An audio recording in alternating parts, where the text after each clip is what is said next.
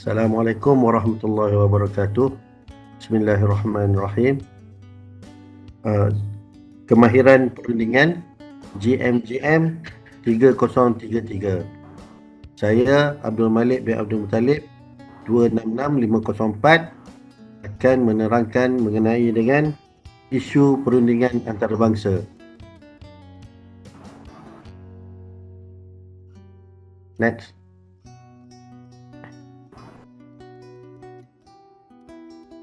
Isu perundingan antarabangsa.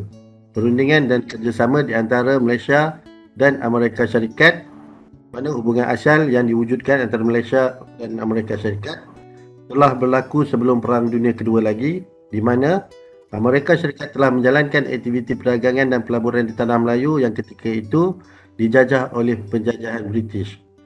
Isu politik kedua-dua negara ini melibatkan agama Islam telah menjadikan isu tersebut semakin menonjol yang mungkin mempengaruhi turun naik hubungan ekonomi kedua-dua negara.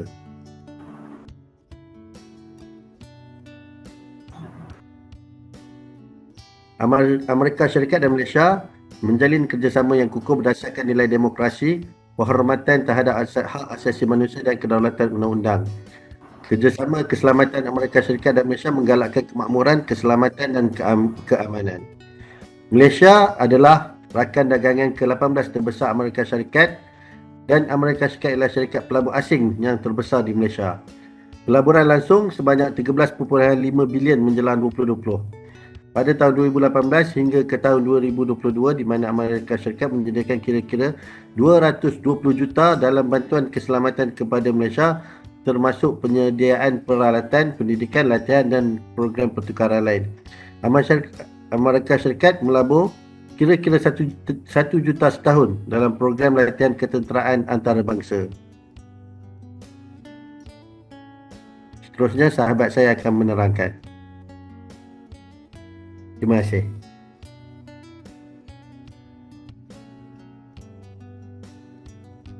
Saya Hasnul bin Cik Anin, nombor matrik 266905.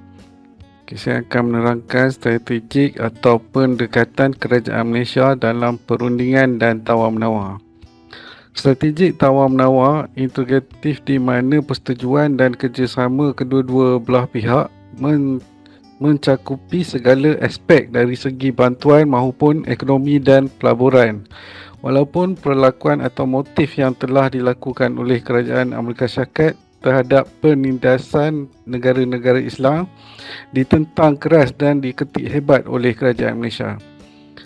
Serangan terhadap Afghanistan dan Iraq ditentang keras oleh kerajaan Malaysia, iaitu ketika pada bulan September 2002, Dr. Mahathir memberi amaran bahawa pengganasan terhadap negara Islam tidak akan berakhir jika negara yang hebat dan berkuasa seperti Amerika Syarikat ini teruskan balas dendam tanpa menemui jalan penyelesaian. Next.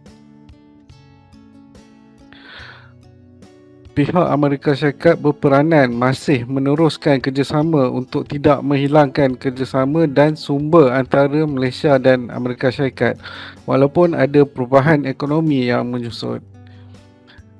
Tidak langsung mempengaruhi kerjasama dan sepakat antara kedua-dua belah pihak. Menghantar lebih 300 anggota perkhidmatan Malaysia setiap tahun ke pelbagai kolej dan sekolah di Amerika Syarikat. Amerika Syarikat adalah salah satu pelaburan utama di Malaysia, khususnya dalam bidang elektrik dan sektor elektronik. Amerika Syarikat telah menjadi tuan rumah kepada hampir 1,700 peserta dalam program Kepimpinan Pelawat Malaysia Antarabangsa iaitu IVLP sejak tahun 1949. Tambahan pula, lebih kurang 5,000 rakyat Malaysia adalah alumni program pertukaran yang ditaja oleh Jabatan Negara serta lebih 10,000 ahli inisiatif kepimpinan belia Asia Tenggara iaitu YSEAL dari Malaysia menyertai bengkel serantau Booth Camp YSEAL. Sekarang saya serahkan kepada rakan saya.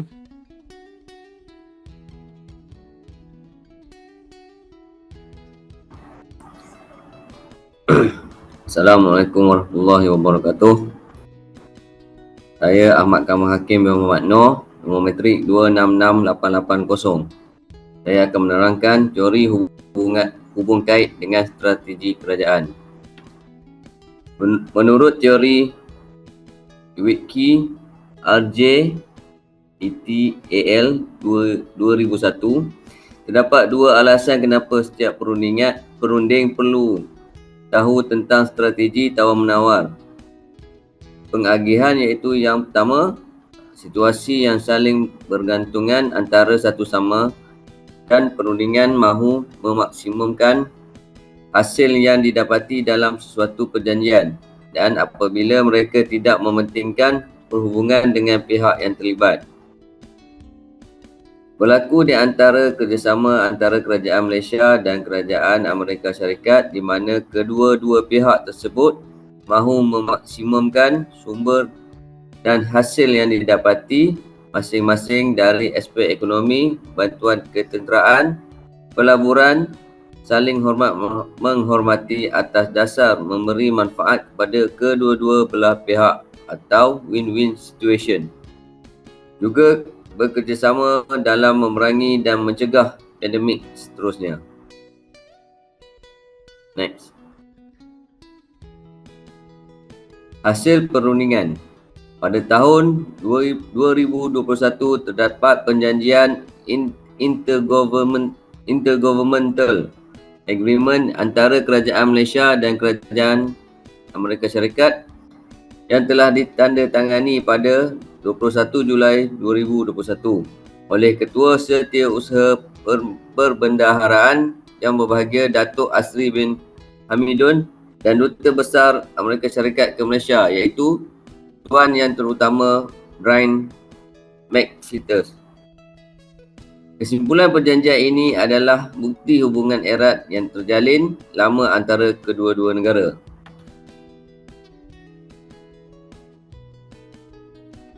Dengan perjanjian ini, Malaysia menyertai 113 negara yang telah melaksanakan Akta Pematuhan Cukai Akaun Asing, iaitu FATCA. FATCA ialah salah satu inisiatif Amerika Syarikat untuk menambah baik pertukaran maklumat berkaitan cukai, terutamanya melibatkan warga negara Amerika. Dalam konteks Malaysia, inisiatif ini melengkapkan usaha dengan mengambil bahagian dalam forum antarabangsa yang diketuai oleh Pertubuhan Kerjasama dan Pembangunan Ekonomi OECD untuk meningkatkan lagi ketelusan cukai berdasarkan amalan terbaik. Pelaksanaan FATCA berjaya selepas beberapa siri perbincangan antara kedua-dua negara berdasarkan keperluan mekanisme yang lebih berkesan untuk memudahkan pertukaran maklumat, meningkatkan ketelusan dan amalan pertukaran maklumat cukai antara negara, memerlukan kerjasama yang lebih kukuh terutama dalam usaha memerangi pengelakan cukai dan pengelakan cukai. Penyempurnaan perjanjian FATCA adalah salah satu detik bersejarah dalam hubungan dua hala Malaysia Amerika Syarikat, memuji usaha institusi perbankan Malaysia berhubung aspek pematuhan. Ini menunjukkan kecemerlangannya sebagai institusi bertaraf dunia. FATCA juga penting kepada usaha Malaysia untuk mengutamakan perjanjian cukai dua hala yang lebih komprehensif yang akan memberi manfaat kepada pembayar cukai Malaysia dan Amerika Syarikat. Terusnya saya serahkan kepada rakan. Assalamualaikum semua. Saya Faiz Hasif, nombor metrik 266108. Cabaran dan halangan semasa perundingan. Cabaran dan halangan yang dihadapi bagi kedua-dua negara ialah ketika kemelut penyusutan ekonomi dan juga ketika serangan dan pencerobohan pihak Amerika Syarikat yang telah ditentang dan dikritik sekeras-kerasnya oleh kerajaan dan masyarakat Malaysia, yang telah mengakibatkan perundingan yang tidak integratif dan mengakibatkan kemelut krisis kekuatan ekonomi di antara Amerika Syarikat dan Malaysia. Sebagai contoh, pada ketika itu berlaku budaya memboikot barangan Amerika Syarikat di Malaysia dan ini menjadikan penyusutan bahan pengeluaran Amerika Syarikat di Malaysia menyusut dan tidak mendapat hasil yang baik seperti sebelumnya. Namun begitu, proses perundingan perlu juga diselarikan bagi mendapat persetujuan dan kerjasama yang baik di antara kedua-dua belah pihak. Perbezaan Malaysia dan negara asing dalam perundingan meletakkan satu anjakan perubahan yang mendadak dengan menggunakan segala sumber yang diperoleh di negara tersebut dalam mencapai taraf ekonomi hidup yang tinggi dan mampu menghasilkan bangunan pencakar langit tertinggi di dunia, iaitu Burj Khalifa.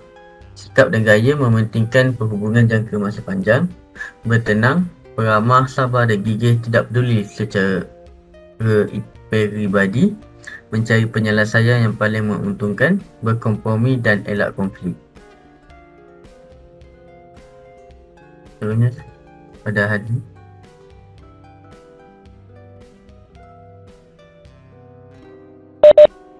Okay, terima kasih Encik Faiz. Okay, sebenarnya Malaysia ni adalah di antara dengan negara UAE, negara asing yang mana lebih maju daripada Malaysia. Okay, saya akan sambung semula. Saya Muhammad Hazim bin Abdul Basir, 266667. Okay, maklumat jarang dikongsi secara bebas kerana United Arab Emirates tidak cenderung mempercayainya dalam mewujudkan kelebihan perundingan. Sebaliknya, percaya maklumat yang dikongsi akan memberikan tekanan dan persaingan baru terhadap perundingan. Pihak UAE ataupun United Arab Emirates akan menjangkakan rundingan yang perlahan tetapi dalam tempoh yang lama dan bersedia untuk beberapa perundingan mengikut keperluan masing-masing lah. Jadi jelaslah di sini bahawa amalan perundingan United Arab Emirates ni mampu dan sangat efektif dan positif dalam pelbagai sudut dari jangka masa yang panjang, mempertingkatkan kedudukan, mengekalkan hubungan baik, menjadikan ekonomi negaranya lebih meningkat dan negara lebih terkenal apabila rundingan yang berkesan dapat dilakukan. Jadi pihak UAE ni akan melakukan perundingan yang mana lebih perlahan tapi berkesan. Seterusnya adalah yang terakhir, kesimpulan. Jadi secara harfiahnya ada pelbagai cara untuk kita berunding dengan seseorang yang lebih baik. Jadi yang pertama adalah cari beberapa alternatif penyelesaian sebelum membuat keputusan. Yang kedua, kejayaan rundingan bergantung kepada sikap pihak yang berunding. Yang ketiga, memulakan rundingan dengan menjelaskan kehendak masing-masing. Okay, yang keempat, adakan tindakan susulan setelah keputusan dicapai. Yang kelima, mempertimbangkan situasi sebenar konflik. Jadi apa-apa isu tu, perhati betul-betul, optimis betul-betul lah tentang situasi sebenar. Dan yang terakhir sekali adalah perhubungan antara dua pihak ni mesti diteruskan. Jadi seperti macam hablum minallah wa hablum minan nas. Jagalah hubungan dengan baik dengan manusia dan jagalah hubungan baik dengan Allah. Okay, saya rasa itu saja daripada kumpulan kami. Terima kasih. Assalamualaikum warahmatullahi wabarakatuh.